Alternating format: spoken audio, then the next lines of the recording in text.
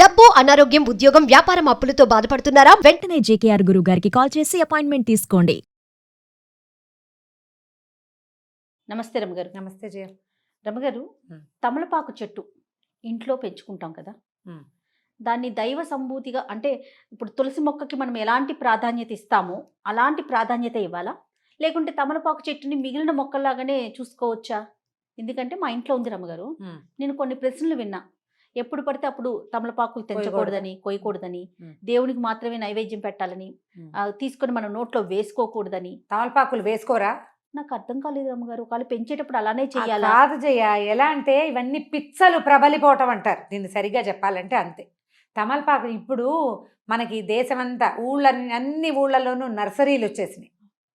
ప్రతి చోట ప్రతి మొక్క దొరికే అవకాశం వచ్చింది. ఇళ్ల దొడ్లల్లో, వరండాల్లో, వాకిళ్లల్లో పెంచుకునే మొక్కలు వేరేగా ఉండేవి. తమలపాకు తీగలు ఇది గోదావరి జిల్లాల వైపు ఇళ్లల్లోనే కనపడతాయి. తమలపాకు తీగ అది తీగగా ఉంటుంది కదా, దానికి ఒక పెద్ద చెట్టు ఆసరా ఉంటే చల్లగా ఉండాలి దానికి. అసలు అందరిని మా చిన్నప్పుడైతే మా ఊళ్ళో ఒక్క తమలపాకు చెట్టు లేదు జయ. మా చుట్టుపక్కల ఎక్కడ తమలపాకు మొక్కలు మేము చూడాల, అవి వేరే చోట నుంచి వచ్చేవి. దానికి కొంచెం ప్రత్యేకమైన వాతావరణం కావాలి. అట్లా పొడుగాడు అవిసె మొక్కల పక్కన వీటిని పెట్టేవాళ్ళు, కొబ్బరి చెట్ల దగ్గర పెడితే ఇది పోయి దాన్ని ఆనుకుని తీగలు సాగుతుంది. తమలపాకు దేవుడి చెట్టు అని ఎవరు చెప్పారు? అసలు ఎక్కడి నుంచి పుట్టింది అది? మనం దేవుడి వృక్షాలు, దైవతా సంబంధమైన వృక్షాలు, నక్షత్ర వృక్షాలు ప్రత్యేకంగా ఉన్నాయి మనకి. మనం దేవతా సంబంధమైన వృక్షంగా తులసిని పెట్టుకుంటాం. అవును. ఆ తులసి ప్రత్యేకత ఏంటంటే ఆవిడ విష్ణుమానసంలోంచి పుట్టింది, బృందాదేవి వల్ల పుట్టింది. ఈ పురాణ గాథలన్నీ పక్కకు పెడితే తులసి రాత్రిపూట కూడా కార్బన్ డైఆక్సైడ్ని విడుదల చెయ్యదు. అవును. అందుకని ఇంటి ఆవరణలో ఉంచుకోండి అని చెప్పారు. దాన్ని ఎలా చేశారంటే తులసిని ఆవిడ అమ్మ తల్లి కింద, దాన్ని వాడిపోతే కొంపలో ఏదో అయిపోతుంది, కొంప మునిగిపోతుంది సంగతులండి. ఏమిటేమిటో పొట్టు. మనం ఏంటంటే విషయాల్ని కాంప్లికేటెడ్ చేసేసుకుంటాము. ఏదైనా చిన్న విషయం తెలిస్తే అట్లా అట్లా అట్లా చిలవలు. ఎలా అంటే చూడు జయ, 25 ఏళ్ల క్రితం కట్టిన గుడి, కొత్త గుడి, 1500 సంవత్సరాల క్రితం కట్టిన గుడి, పురాతనమైన గుడి. ఈ రోజుకి ఒక 100-150 ఏళ్ళు పోతే మొన్న కట్టిన గుడి, అంటే మన ఇంటి పక్కన జస్ట్ స్థలం బాగుందని ఏర్పాటు చేసినటువంటి గుడి పురాతన దేవాలయం అయిపోతుంది. అంతే కదా, దానికి ఒక స్థల మహాత్యం వచ్చేస్తుంది. అంతే కదా. అవునండి. ఇవి కూడా అంతే. మనకేంటంటే సోషల్ మీడియా వల్ల అక్కర్లేని విషయాలన్నీ ప్రచారం అవుతాయి. ఎంత అవసరమో సోషల్ మీడియా మనకి, నిజంగా అంత అనవసరం. మనం ప్రతి విషయాన్ని చిలవలు పలవలుగా విని విని విని విని ఎవరో ఒకళ్ళు ఏదో ఒకటి చెప్తుంటారు, ఎవరికి తోచింది వాళ్ళు చెప్తారు. మీరు సాధారణంగా ఆలోచించండి, కొన్నేళ్ల క్రితం మనం ఏం చేసేవాళ్ళం? ఏదైనా పండగలప్పుడు, పూజలప్పుడు దేవుడికి తాంబూలం ఇవ్వాలి. తాంబూలం అనేది ఒక సేవ ఆయనకి, భగవంతుడికి. షోడశోపచారాల్లో తాంబూలం ఒక సేవ. తాంబూలం దేవుడికి పెట్టి ఆ తాంబూలం ఇంట్లో ఉన్న వాళ్ళు గృహస్థు వేసుకోవాలనేది నియమం. ఇప్పుడు వేసుకున్నామా లేదా? కదా. అవును కదా. అది కాకుండా నిత్యము తాంబూల సేవనం చేసేవాళ్ళు ఇప్పుడు మనం మానేసుకున్నాం. అసలు మా వాళ్ళల్లో అయితే ముత్తైదు అంటే రోజు తాంబూలం వేసుకోవాలని నియమం చేయ. మధ్యాహ్న భోజనం అయ్యాక ఖచ్చితంగా ఆడవాళ్ళు తాంబూలం వేసుకోవాలి. ఎందుకో చెప్తాను. దానికి సున్నం రాసి వేసుకుంటే కాల్షియం గెయిన్ అవుతుంది. సున్నం ఒట్టిగా తినగలమా? తినలేకపోతాం. తాంబూలంతో తీసుకోగలుగుతాం. ఆడవాళ్ళకి కాల్షియం అవసరం. ఇదివరకు పురుళ్ళు ఎక్కువ కాదు. అవును. ఇళ్లలో పనులు ఎక్కువ, ఎముకలు అరిగిపోతాయి. మగవాళ్ళకి తాంబూల చర్వణం ఉండేది, ఆడవాళ్ళకి ఉండేది. ఇప్పుడు మనం చూసినట్టు పాన్లు ఎక్కడ పడితే అక్కడ దరిద్రంగా ఉమ్మేస్తారు, చెత్తలు తిని. అవి కాదు, దానికి ఒక ప్రత్యేకమైన పద్ధతి ఉండేది.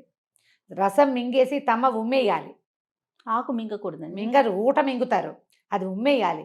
దానికి ఇళ్లలో, వాకిళ్లలో ఒక పక్కన ఇలా ఎక్కడ పడితే అక్కడ రోడ్ల మీద తిరిగేవాళ్ళు కాదు కదా, నియమాలు ఉండేవి.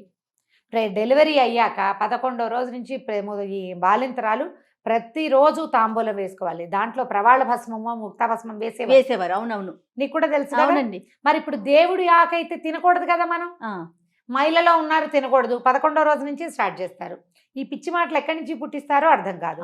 ఇళ్లలో పెంచుకోకూడదు, గిల్లకూడదు అనేది అయితే లేనే లేదు. కాకపోతే అందరి ఇళ్లలో ఈ మొక్కలు రావు. దానికి వాతావరణం బాగుండాలి, అనుకూలంగా ఉండాలి. అది పాకటానికి అనువైన ప్రదేశం కావాలి, కొంత చల్లగా ఉండాలి. పిచ్చి ఎండలు కాస్తుంటే బాగా రావు. ఒక్కో ఇంట్లో ఎలాగో రయ్యమని వచ్చేస్తుంది, మనీ ప్లాంట్ లాగానే. అవునవును. అవును. తాంబూలము నీకు ఆకులుంటే ఎవరైనా ముత్తైదు వస్తే మనం తాంబూలం ఇవ్వటం మన విధానం. అవును. మరి గిల్లకూడదంటే ఎట్లా? ఇప్పుడు మన ఇంటికి వచ్చి వెళ్ళేటప్పుడు ఖచ్చితంగా బొట్టు పెట్టి జాకెట్ ముక్క పెట్టి తాంబూలం పెడతాం. ఇస్తాం. ఇంట్లో పెరట్లో ఉంది కదా అని గబుక్కుని తీసుకొని పెట్టాలంటే ఒక ప్రశ్న అన్నమాట. అమ్మ తీయకూడదా? ఇప్పుడు ఆంజనేయ స్వామికి ఆకుపూజ చేస్తామా? చేస్తాము. మరి ఆకుపూజ చేసిన ఆకులు ఇంత మోద తీసుకొచ్చి మన చేతిలో పెడతారు. ఏం చేయమని? పారేయమనే కాదు కదా. నిర్మాల్యంగా దాచుకోమనే కాదు. తలా ఒక 4 ఆకులు ఇస్తే కాస్త సున్నం రాసుకుని వేసుకుంటారు. భగవంతునికి అర్చన చేసిన ఆకులు తీసుకోవటం వల్ల కూడా మనకి కొంత ప్రయోజనం లభిస్తుంది. తమలపాకు మనకి ఆరోగ్యదాయిని, అన్నం అరగదీస్తుంది, అవును, గొంతులో ఉన్న కఫాన్ని తొలగిస్తుంది. తర్వాత అది ఏంటంటే ఒక విలాసవంతమైన వ్యవహారం కూడా. దంపతులు తాంబూల చరవణం చేస్తూ ఉండటం అనేది ఒక విలాసం. దాన్ని తీసుకెళ్లి దైవ సంబంధాలలాగా అంటకట్టి చేస్తే ఎట్లాగమ్మా? పిచ్చి. అంటే భగవంతునికి వాడతాం కాబట్టి దాన్ని ఇంకా దైవ సంభూతంగా భావించేస్తున్నారు కదా. దైవ సంభూతం ఎట్లా అవుతుంది? నువ్వు పెళ్లిళ్లలో తాంబూలాలు పుచ్చుకోరా కదా? పుచ్చుకుంటారు కదా. పెళ్లిళ్లలో తాంబూలాలు పుచ్చుకుంటారు, పేరెంటాలకు వెళ్తే తాంబూలం ఇస్తారు, ఆడవాళ్ళు తాంబూలాలు వేసుకుంటారు, మగవాళ్ళకి ఇళ్ళీలు వేసుకుంటారు. దేవుడికి పూజ కూడా చేస్తాము. ఒక ఆంజనేయ స్వామికి తప్పితే ఎవ్వరికీ తమలపాకులతో అర్చన చెయ్యం. అవును, ఆయనకి ప్రీతి చల్లగా ఉంటుంది తమలపాకుల తోటలో. ఆ చల్లదనానికి ఆయన అక్కడ ఉంటాడని చెప్తారు, ఆయనకి ఇష్టమని. దీని దైవాంశ సంభూతంగా భావించి అది ఉంటే సిరి వస్తుంది, అది ఉంటే గ్రహపీడ ఉండదు, ఇలాంటివి మాత్రం నేను వినలేదు, నాకు నమ్మకం లేదు.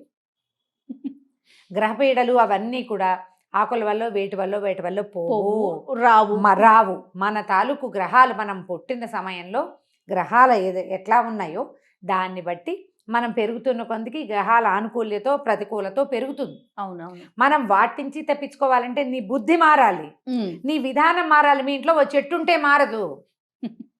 ఆ చెట్టును నువ్వు సంరక్షిస్తే చెట్టుని సంరక్షించిన ఫలితం లభిస్తుంది నీకు. అంతే. గ్రహాలు మారాలంటే గ్రహానికి సంబంధించింది ఏదైనా చెయ్యాలి.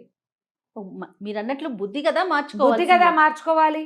భగవత్ సేవ చేయి, భాగవత సేవ చేయి, భక్తులను సేవించు, గురువుని సేవించు, దేవాలయాలకు వెళ్ళు, పరిసరాలు శుభ్రంగా ఉంచు, ఇతరులతోటి సౌమనస్యంగా ఉండు. పూర్వజన్మ కర్మల వల్ల వచ్చిన ఇబ్బందుల్ని అధిగమించేందుకు ఈ జన్మలో సరైన విధానం పాటించు.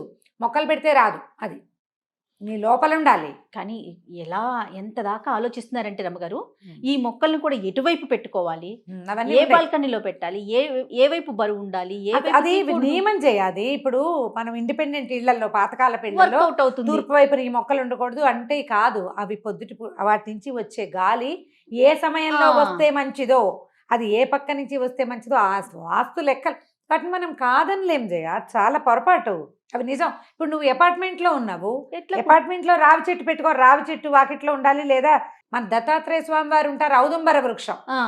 ఆ ఔదుంబరం మహాద్భుత వృక్షం. అంటే అది ఎక్కడైనా ఒక చోట దాని అంతటా అది మొలిస్తే అక్కడ దత్తాత్రేయ సాన్నిధ్యం ఉంటుందని నమస్కారం చేసుకోవాలి. ఆ చెట్టును నువ్వు ఇంట్లో పెంచుకుంటానంటే ఎట్లా కుదురుతుంది? అపార్ట్మెంట్లో అది పెంచలేం కాబట్టి దాన్ని బోన్సాయి చేస్తానంటే, మహావృక్షంగా ఎదగవలసిన చెట్టుని నువ్వు మరుగుజ్జు చెట్టుగా చేసినందుకు ఎంత పాపం వస్తుందయా.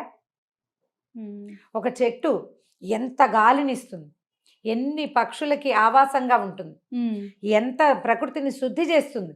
దానికి అవకాశం లేకుండా నువ్వు ఇంత బోన్సాయిని చేసి ఇంట్లో పెట్టుకుంటావు. ఆ బోన్సాయి చెట్టు కింద కూర్చుంటాడా దత్తాత్రేయ స్వామి వారు? కూర్చుంటానికి అవుతుందా? ఏమిటి చెప్పు, పిచ్చిలు కాదు. అదేనండి, ఒకరి నుంచి ఒకరికి అంటే స్వధర్మే నిధనం శ్రేయ అన్నాడు కృష్ణుడు. మన ధర్మంలో ఉండండి. మన పూర్వీకులు ఈ భగవత్ విషయాల్లో ఏం చేశారో అది చేయండి. ఎవరెవరెవరెవరో ఏమేమో చేస్తారని అవన్నీ మన నెత్తి మీద ఎందుకు పూసుకుని కాంప్లికేటెడ్ చేసుకుంటాము మనం. అవును. తమలపాకు చెట్టు మీ ఇంట్లో పెంచుకోవాలని సరదాగా ఉంటే లక్షణంగా పెంచుకోండి. దానికి పెరగటానికి అనువైన వాతావరణం, పక్కన ఇంకో పెద్ద చెట్టు ఉంటే ఇది పోయి దాన్ని ఆనుకుని దాని మీద చక్కగా చిలువలు పల్లవలుగా వెళ్ళి చేస్తుంది. 2 ఆకులు తుంపుకోండి, దేవుడికి పొద్దుటిపూట తాంబూలం పెట్టుకోండి. ఆ ఆకులు నిర్మాల్యంతో సహా పారేయకుండా నోట్లో పడేసుకోండి భోజనం తర్వాత. ఎన్నో ఆయుర్వేద ఫలితాలు కూడా చాలా ఆరోగ్య ఫలితాలు ఉంటాయి. జలుబుగా ఉంటే 2 ఆకుల్ని నీళ్ళల్లో వేసి మరిగిచ్చి ఆ నీళ్లు తాగండి. తమలపాకు టీ ఎక్సలెంట్గా ఉంటుంది. చంటి పిల్లలకి కఫం ఉంటే 2 ఆకులు కొంచెం నూనె రాసి పొయ్యి మీద చూపిస్తే మెత్తగా అయిపోతాయి. పిండేసి ఇంత రసం, ఇంతే నేను వేలు చూపిస్తున్నాను, మళ్ళీ పొరపాట్లు చేయకుండా. ఒక పావు చెంచా రసం, ఒక చిటికెడు పంచదార కలిపిస్తే ఫ్లమ్ అంతా బయటకు వచ్చేస్తుంది. ఇలాంటివి చేయండి. ఆయుర్వేద రీత్యా తమలపాకు చాలా మంచిది. భగవంతుడికి కూడా మనం వాడుకుంటాం. గిల్లి శుక్రవారం, శనివారం, మంగళవారం ఏ తప్పు దానికి లేదు. హాయిగా వాడుకోండి. అనవసరంగా ఏవేవో చదివి ఎవరెవరు చెప్పిన మాటలకో లోబడి జీవితాన్ని కాంప్లికేటెడ్గా చేసుకోకండి. మనకున్న కాంప్లికేషన్స్ చాలా చాలు ఎక్కువ. కదా. ఈ అక్కర్లేని పిచ్చాచారాలు ఎందుకు? అన్ని ప్రశ్నలే. ఓకే రమ్య గారు, నమస్తే. నమస్తే చెయ్యి.